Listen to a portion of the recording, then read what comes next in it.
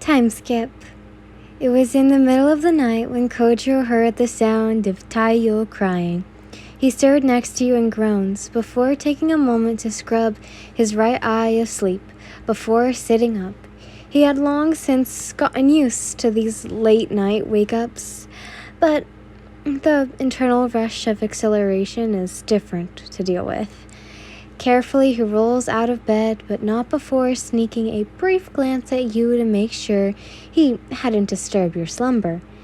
Ever since you retired from being a demon slayer, you being staying-at-home mom, you'd been so busy cooking, cleaning, and taking care of Taiyo, while Kojo continued his duties as the infamous Flame Hashira.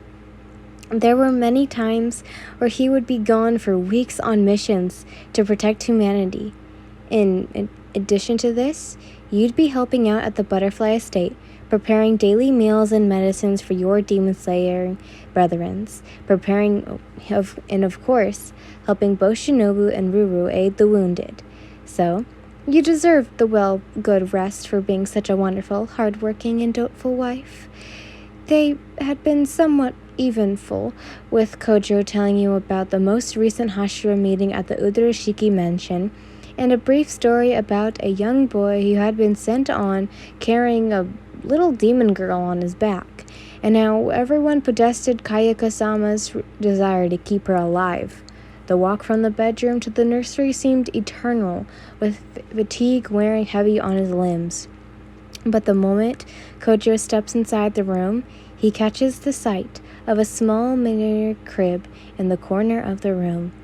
Kojo immediately felt some of the wariness fade away once his golden and red eyes land on the wiggling form of his son, now 4 months old. "Hey there, Sonny," Kojo says, while looking into the crib, taking a second to admire the little miracle that is his son. If it still warmed his heart that his little human, before he proved he was a father, Kojo couldn't help but marvel how beautiful his son is. At just 5 months old, and already resembled him so much. As the matching golden red eyes stared up at him. At the sight of his father, Taiyo frantically flailed his little limbs as his cries only increased. Instantly, Kojo bends down to pick the squirming baby boy up and holds him to his chest as Taiyo's crying settles down. "What's wrong, my son?" As Kojo goes to adjust his son's position in his arms, that's when he felt the source of the problem. His diaper. "Oh, your diaper's full." Kojo knew how to take care of this one, since he's done it before, but it was under the careful supervision of you. Now it would be the first time he would be doing it without your observing his technique, since he felt confident he could do it by himself this time. He grabs Taiyo's tiny hand, little chubby fingers instantly wrapping around his thumb. Clearly, it's out of reflex, but it never fails to set Kojo's heart ablaze every time he feels or sees his son's tiny hand grip his much larger one. It sparkled an instant amount of love and desire to protect this precious little being in his arms. "Don't worry, my son. We'll have you cleaned up in a jiffy," Kojo tells him and places a gentle kiss onto his son's forehead. Tiny hiccups, his matching eyes staring at his father's. It's wonder he has another hand to reach up and touch Kojo's hair. His tiny fingernails ranked against the red tips of his hair, and Kojo smiles at the adorable display.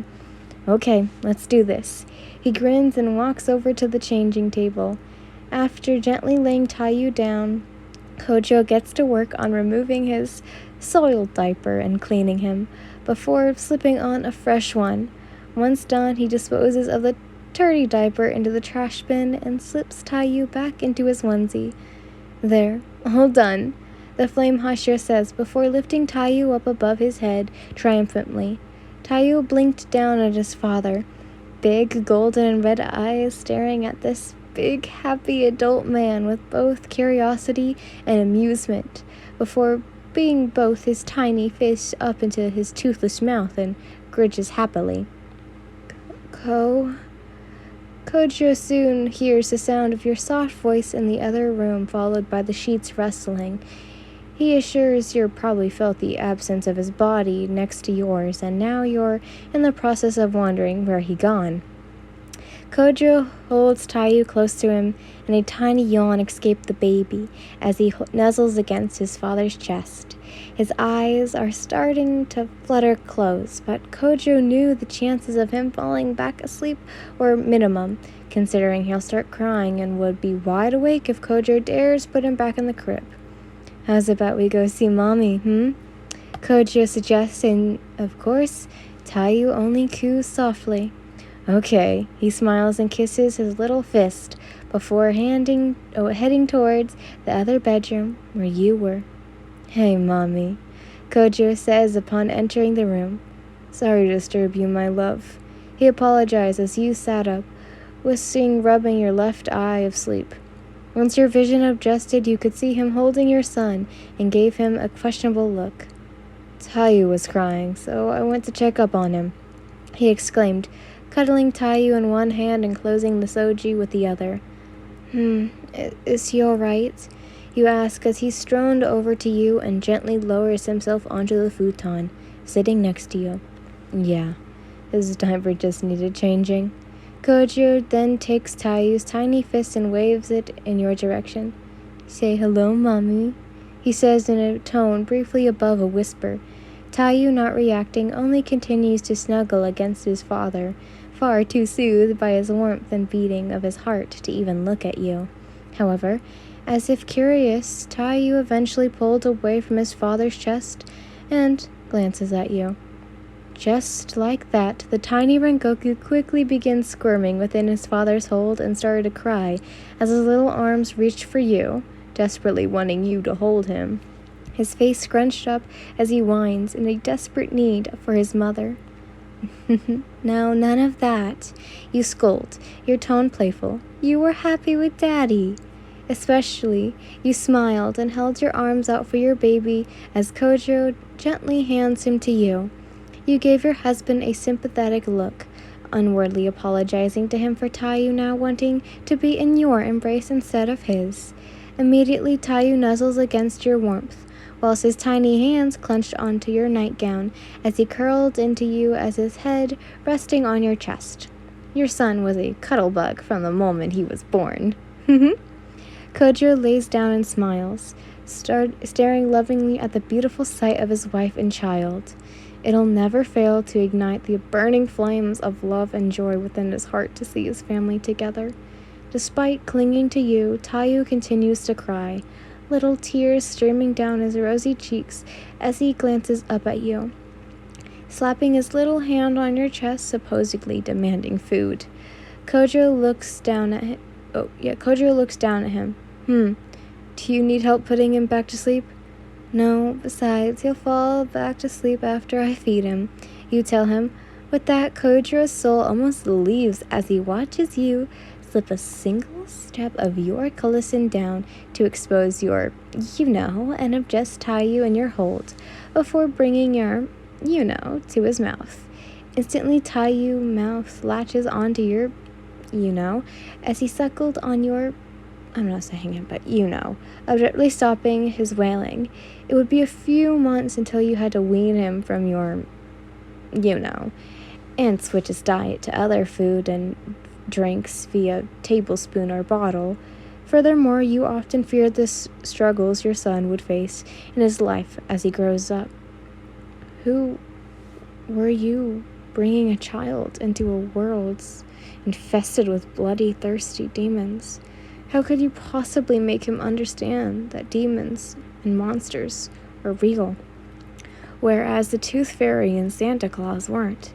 But even time, you laid your eyes on your sweet son's innocent face.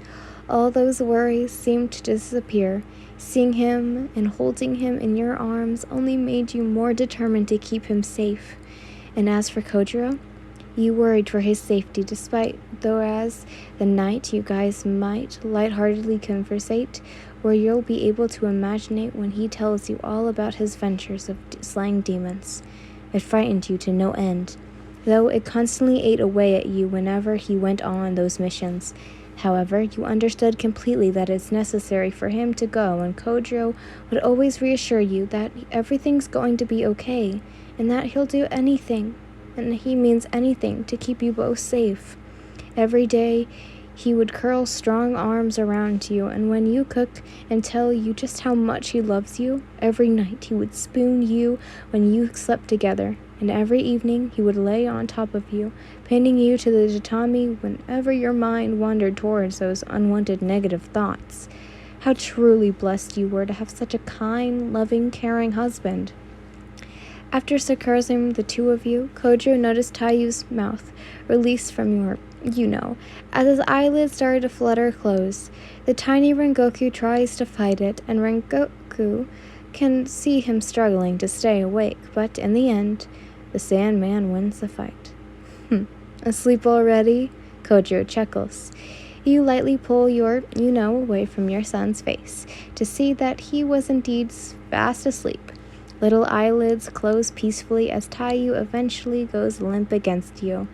You met Kojiro's passionate stare. He already half asleep to begin with. Seems reasonable enough with a clean diaper and a full stomach. It was obvious Taiyu had fallen back asleep instantly. Want him to sleep with us? He asked you. I don't mind, as long as you're okay with it. Fine by me. He grins. Without a word, you and Kojiro made space and gently placed Taiyu in between your bodies. Once you made sure his breathing is evened out and he's in a comfortable enough position, you both lay down, lightly snuggling close to your sleeping son. I love you, my snowflower, Kojiro says, staring at you lovingly. I love you too, my burning flame. You smile. You both then heard a soft snore escape Taiyu as the baby gave a light twitch in his sleep. A quiet laugh resounded within Kojiro as he leaned and kissed Taiyu on his forehead. And I love you also, my little sunshine, he says. With that, you both slowly drift back to sleep, hearing nothing but the soft snores coming from your little baby.